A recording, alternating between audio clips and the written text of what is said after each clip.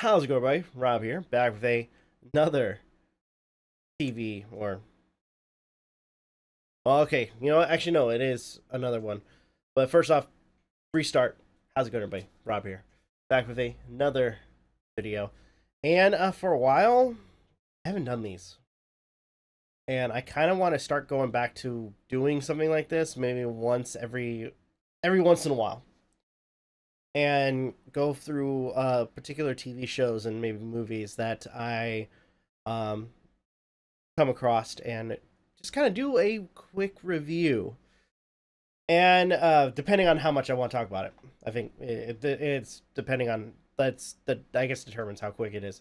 But either way, this one I've been kind of very curious about, and it's mostly due to the fact that it's a game that I have followed for quite some time, ever since God, I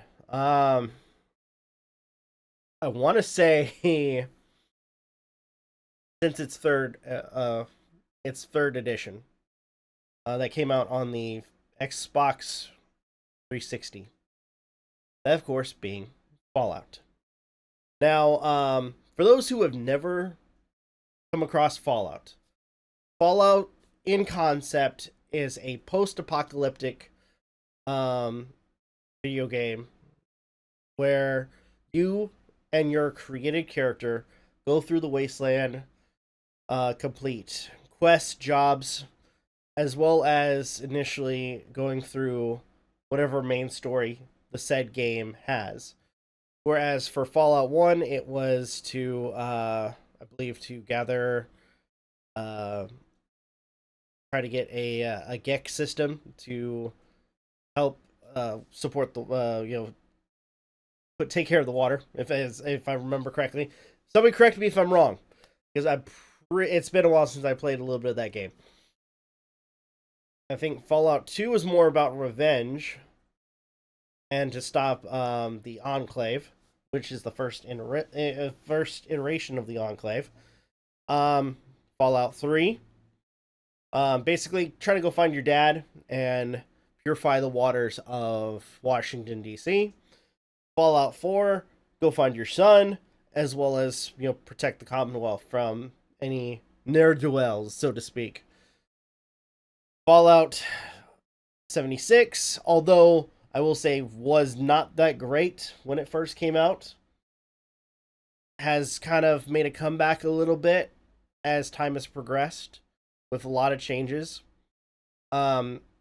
Whereas for that particular game, at least the story, you're one of the first vaults to open up and let people back out to explore, hunt, gather, uncover ways for people to survive in the nuclear wasteland, and so on. And finally, we have Fallout, the show. Now, this takes place, from what I gather, this takes place after Fallout 4. So, I was kind of curious. Like, looking at IMDb, it reads that a future post-apocalyptic Los Angeles brought about by nuclear decimation, citizens must live in underground bunkers to protect themselves from radiation, mutants, and bandits. So, it's created by Geneva Robertson Dorette and Graham Ragnar, starring Ella Purnell, Aaron Moten, and Walton Goggins, and many others. This particular video, we're going to focus on, at the very least, the first episode. Because I think the first episode alone has a lot to talk about. And I want to do my best not to spoil anything. If anything, I might just go over kind of basic concepts for the just a few of the characters. You have Lucy, the Vault Hunter, or the Vault Hunter. This isn't Borderlands. Lucy, the Vault Dweller. Maximus, the member of the Brotherhood of Steel, and what he's known towards the end, the Ghoul. Which we don't see a lot of him. I'm just gonna say flat out, we don't see a lot of him towards the very end. We do see him towards the beginning, when he was normal, or before he becomes what he is. In fact, I think we should probably start with that, with this. Like, if I were to say one thing about the first episode, does not hold any punches like any of the Fallout games, where it really, especially like with the later ones, or at least I would say with Fallout 4, where it does not pull any punches in terms of like motivation and dread. It really kind of sets the bar, where kind of like Fallout 4, it's before the bombs drop. You have this character by the name of, if I remember correctly, it was Cooper Howard. I think it was Cooper Howard. And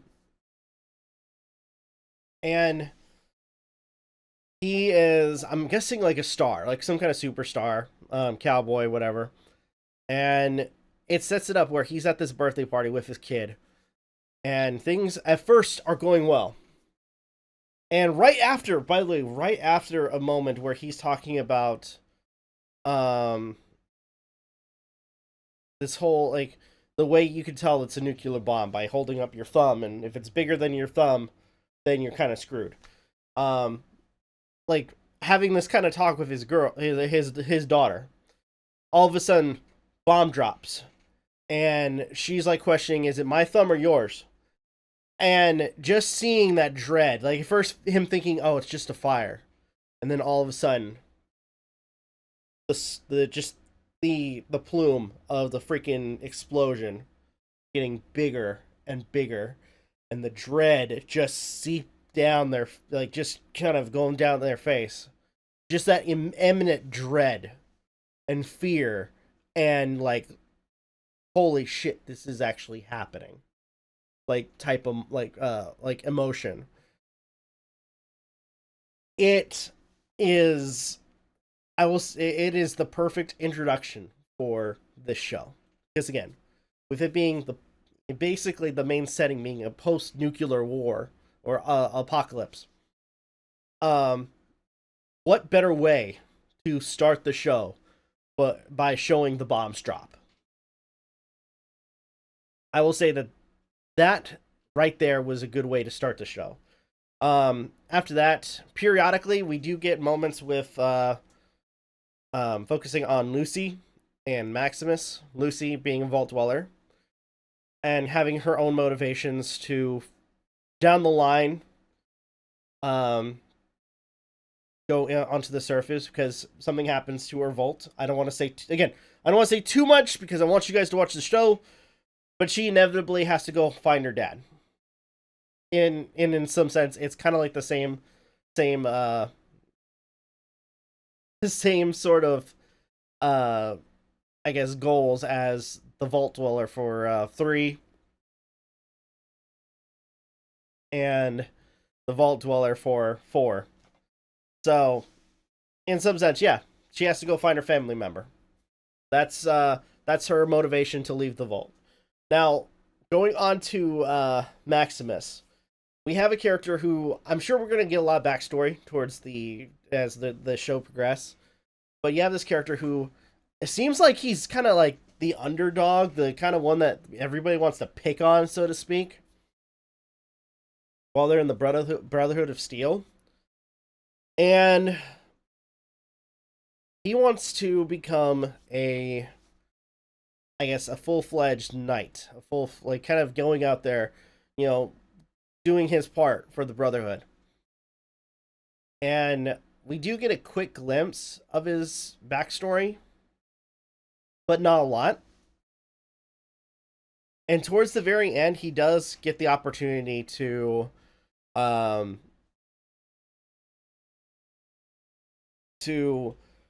go out and support the Brotherhood under some harsh circumstances, I should say. But again, I don't want to spoil too much about the show.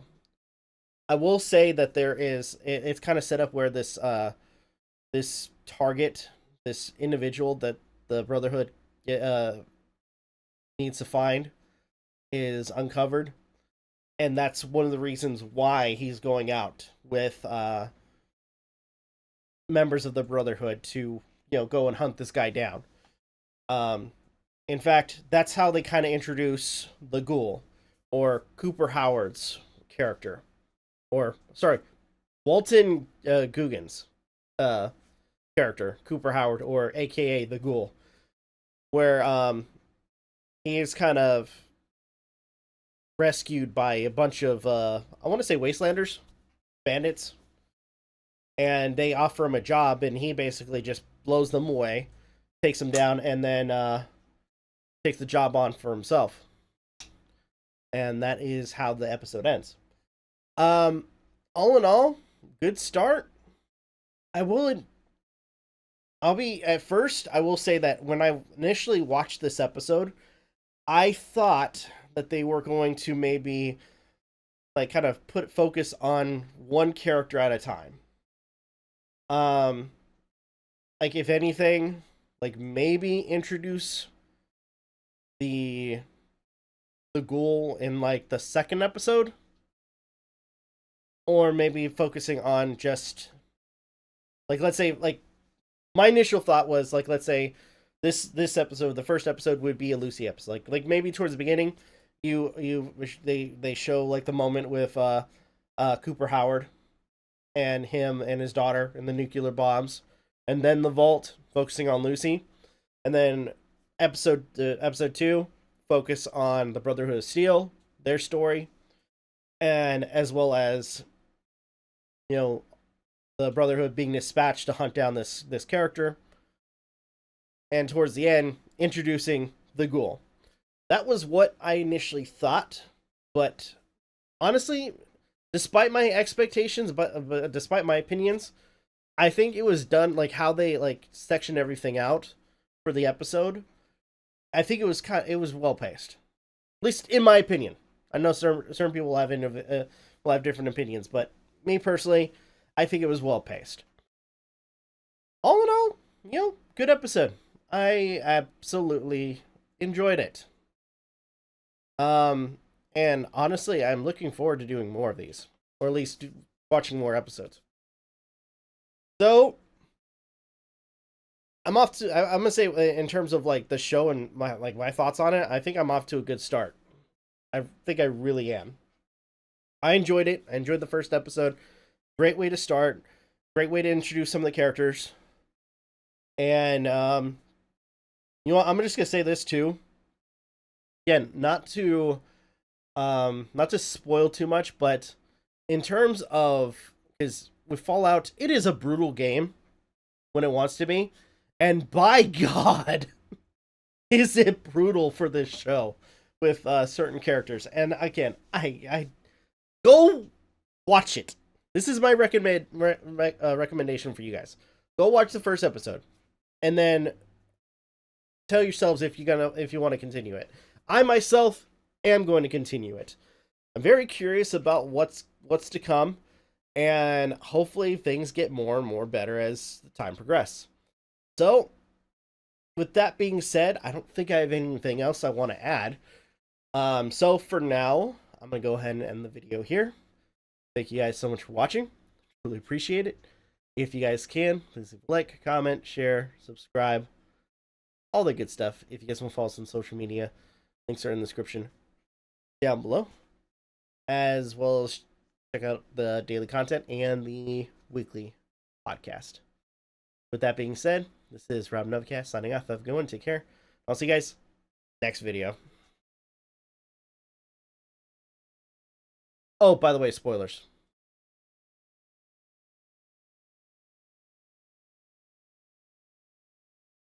Okay, so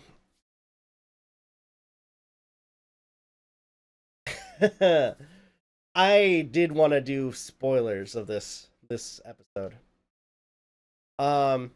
And I think towards the very end, I'm gonna do my best to like, and this is for future videos too. If I end up doing spoilers, it's gonna be towards the very end. I'm gonna be very vague towards the first part, and then move on to the spoiler section. So holy shit, where do I begin with this? I guess yeah. Let's start with like the beginning. Discussing the initial like first beginning part. Um, with Cooper Howard's character, where it again before the bombs drop, he is catering for a birthday party. Now, I will say that as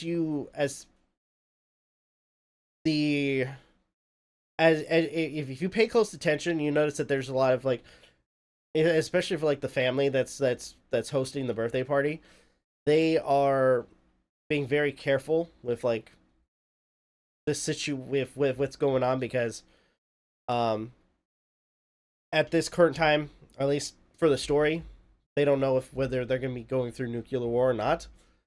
And there's like little things where you have like the mother like going through like the radio, like shutting it off or shutting off the TV if they discuss anything involving the bombs.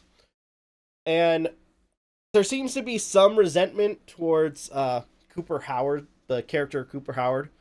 In fact, one person calling him a pinko, which is a derogatory, for those who don't know, is a derogatory term for somebody who is a communist.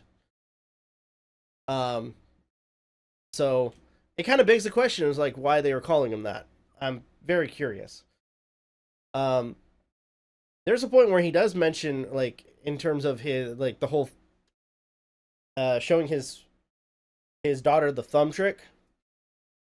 He discusses how he used to be a part of the Marines, so that was kind of interesting. And apparently, one thing too is they were taking pictures and they were requesting him to hold up his thumb. He said no. He denied it, and they were kind of, I guess the father of the household was frustrated. But you realize that in his situation, he's probably, I would probably guess, a spokesperson, and in light of the bombs possibly dropping, he doesn't want to do that, which I would say kind of makes sense. And then the initial bombs drop, and it is so, it is, I would say, like when the first bomb drops, it's in slow motion because at first, it does look like it could be just a fire, but then as it expands, it's again the dread that you see on Walton Guggen's face is so great. Um, and you see people frantically trying to escape or survive the bomb. Um, After that, we do move into the vault, and we're introduced to Lucy, who is apparently going to like. It sets it up where she's like volunteering herself to get married with a member from another vault. Going through some of her skills where it's like she's bad at firearms. She is good at fencing, science. She's good at science, so on. So initially, she does get picked, and they do have the meeting with the other vault. But I'll say, like right off the bat, when they start like introducing, when the vault dwellers show up, there seems to be something weird with them. Um, and initially, I watched this with my wife, and I'm like, okay, no, these guys are raiders, because you got this one, um, and it's obvious. It's like obvious because you got this one that's like taking a knife and just like kind of carving into the table and just doing something like that, like eating with a knife, like not eating properly. And you're like, you'd think the vault hunters or the vault dwellers would kind of catch that, but no, they don't. Till it's too late. And as the party starts to die down, we have Lucy and her husband get it on, which wow, that was quick. Um And after that, just full on carnage, where you have like first. By the way, the it's kind of hinted at. I mean, for the people like me, probably assumed already that they were raiders. And the way they kind of set it up is you have Lucy's brother Norm go into the visiting vault and uncover just the carnage that is just there. And that's when, you know, people start, you know, dying. People are being basically killed, you know, massacred. There's a fight between Lucy and her husband. She does get the upper hand by freaking breaking a blender and slashing his face open with it. He does come back later, but not for long. He actually dies for bobbing for apples, and I'm not kidding when I say that. Those who have not watched the show yet, go just watch it. It is, I will say, it is probably the funniest death of like any of the characters that die in this segment. We do have the moment with again, the Raiders. They end up capturing Lucy's father, and kind of hint at that there's something more to him. I'll be honest. And even going as far as like the leader of the Raiders claiming, "Oh, you look like your mother." So it's like, wait, how would she know what her mother looked like? So right now I'm kind of thinking that maybe Lucy and them were, you know, from the surface. Who knows? We'll see. But and as an extra precaution for the Raiders, I guess so that way they can come and attack again, they proceed to blow up the vault door between Vault 33 and Vault 32. So there's no way of closing it. So after this, we do have a kind of quick moment with the Brotherhood of Steel, where we are introduced to Maximus, played by Aaron Moten. And some of the stuff he's going through, like I said, he's the underdog. He's the guy that's kind of picked on. A lot of people think he's weak, that he's not worth it. And it gets worse when one of his crew members is chosen to be basically promoted. And the next morning, his friend finds a bunch of razor blades in their boot. And everybody assumes it's Maximus. And at first, he's taken to be scolded and possibly more likely killed. But he talks them down to letting him stay and prove himself to the Brotherhood of Steel. And he is tasked to become the squire of a knight called, was it Titus? So, in the end, he kind of gets what he wants. And they go, like I said before, they go hunting for an individual by the name of, or actually, no, they don't actually give him a name. I just realized they don't give him a name. It's just it's a member, I guess, as it's mentioned in the show. It's a member of of the Enclave that defected, and they're looking for this guy, who is I think Bill. I can't remember his name. It was the one creepy villain from Lost, and a dog who I'm gonna assume is gonna be named Dog Meat towards the end of this. But either way, that's their target. So we also get the moment where Lucy escapes her vault, which I will say, watching it, like, because we've experienced it through the game, like watching it on like in live action was pretty cool. It was actually pretty cool. Now like I said before, towards the very end of the episode, they do introduce Cooper Howard, or reintroduce Cooper Howard as the Ghoul. And it is actually a pretty cool setup where you have a group of, I want to say mercenaries. I think I said bandits or wastelanders. But a bunch of mercenaries. One of them, by the way, I found this was funny. One of them sporting a freaking junk cannon.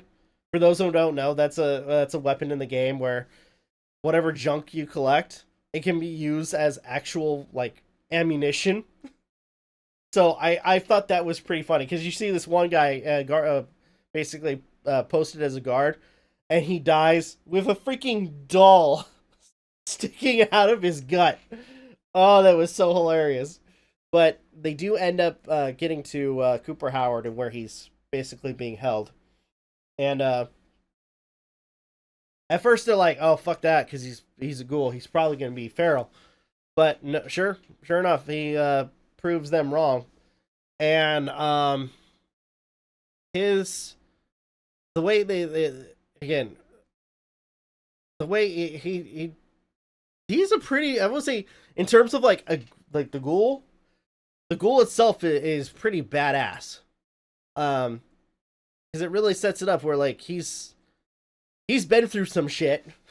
I mean, obviously if he's a ghoul and he's been around for 200 years, he dispatches the mercenaries with no problems. And the last one, he leaves alive and sticks them in the hole that they found him in. And with that, the episode kind of ends there. And honestly, again, great introduction for this show. Really looking forward to watching more of this and kind of doing more of these reviews, as well as spoiler reviews. So, with that being said, I don't think I have anything else I would like to add. If there's anything I missed, please let me know in the comments. Love to hear what you guys have to say. For now, though, I'm going to go ahead and end it here. Thank you guys watching. Truly appreciate it. If you guys can, please like, comment, share, subscribe, all the good stuff. If you guys want to follow us on social media, links are in the description down below, as well as check out our daily content and the podcast. With that being said, this is Novakast signing off. Have a good one. Take care, and I'll see you guys next video.